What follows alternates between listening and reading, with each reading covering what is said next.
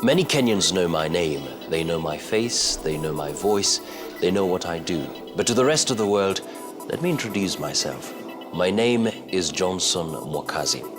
I'm a television anchor here in Nairobi, Kenya.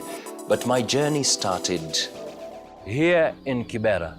Mimi nilizaliwa hapa Kibera na nikalelewa hapa hapa.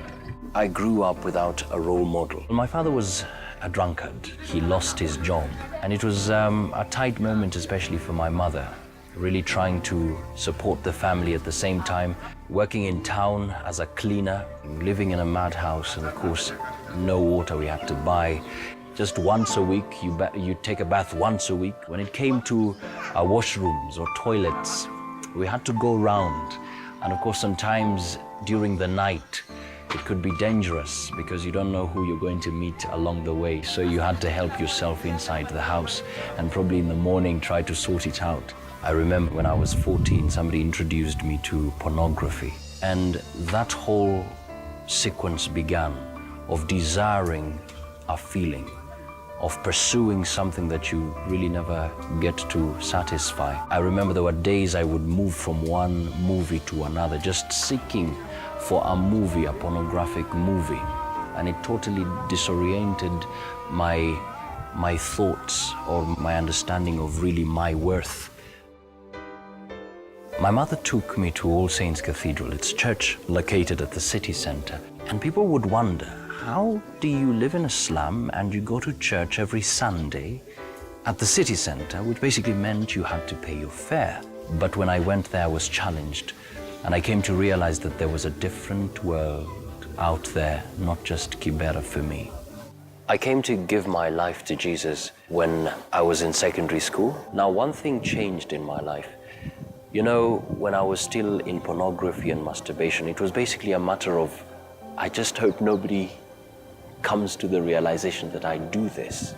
But when I got saved, I came to understand that it was wrong, that it was a sin against God and against my own body. And that prompted me to call upon God and really cry unto God, God, remove this from me. But God had to bring me to a moment of stillness. In my spirit, I had a very still, small voice saying, I love you. I love you. And that came as a powerful message into my life. And God was telling me, I was with you every second of that life. I was with you. And even right now, I am with you. I remember he told me, give it 3 months. It's like fasting. Don't go to certain places. Don't watch these things.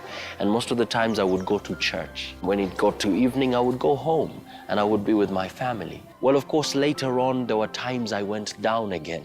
But God didn't come in like, you know, what are you doing? It was a moment of, just get up, my son.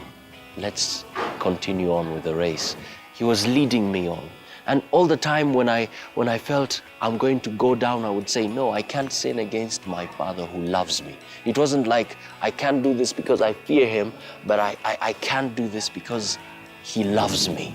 There was this particular time I remember I was walking and I heard people making cheerful noises. And when I went there, I realized it was a theater group, Kibera Community Youth Program. And so I joined it.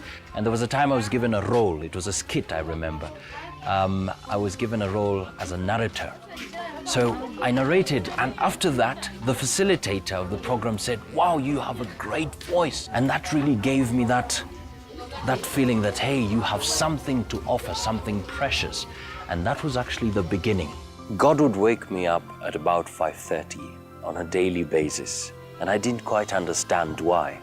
And he would cause me to sort of walk all the way up to this place.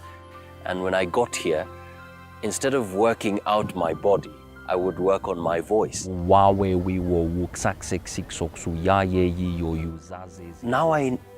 I've come to realize that it was really that process of fashioning me, because he knew where he was taking me. At that time, I didn't know, but now I look back and I see, wow, God was working with me. God was working on my voice so that he would qualify me to occupy that space in the media world.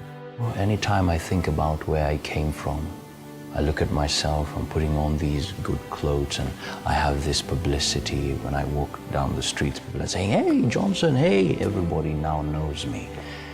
And I remember where God took me. It gives me an opportunity to humble myself, And just as Christ said, if you humble yourself, you will be lifted. God will lift you up.